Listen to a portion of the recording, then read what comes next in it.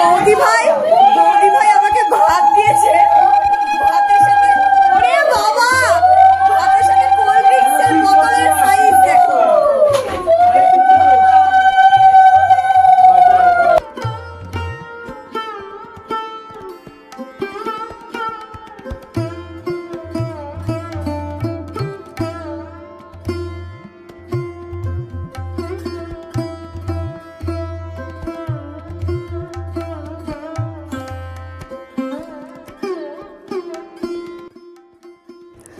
দেখতে দেখতে সেই শুভ পরিণয়ের শুভ দিন অনেকটাই এগিয়ে এলো, আর সাথে করে নিয়ে এলো অনেকখানি পেট গুড়গুড়, টেনশন, আবার অনেকটা ভালো লাগা। এই করতে করতেই বর্দা ভাইয়ের বাড়িতে আইবুড়ো ভাত খাওয়ার দিনটাও কিন্তু একদম নাকের ডগায় চলে এসেছে। মেয়ের বিয়েতে সবাই প্রচন্ড আনন্দিত থাকলেও কোথাও না কোথাও সবার মন একটু আধটু কেঁদে ওঠে।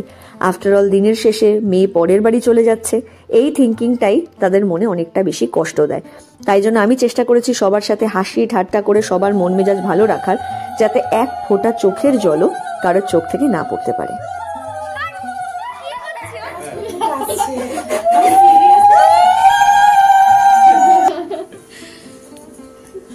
যাওয়া যাবে না তো, সুন্দর করে স্বামীর ঘর করবি,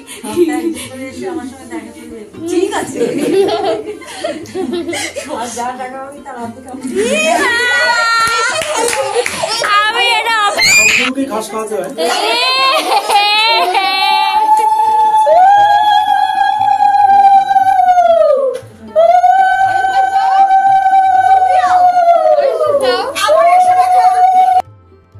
আমার ছোটবেলার একটা বিশাল সময় কেটেছে মিষ্টিমাদের বাড়িতেই।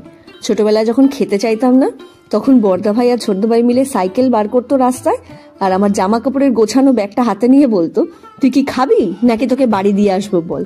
আজকে দেখতে দেখতে সেই ছোট্ট বোনেরই বিয়ের ডেট এসে গেল সামনে, আর দাদাদের বাড়িতেই খাচ্ছি আমি আমার আইবুড়ো ভাত। ভাবতেও পারি না দেখতে দেখতে কত বড় হয়ে যাই আমরা, তাই না? তোমরা সবাই খুব ভালো থেকো, তোমাদের জন্য রইল অনেক আদর আদর। দেখা হচ্ছে নেক্সট একটা ব্লগে।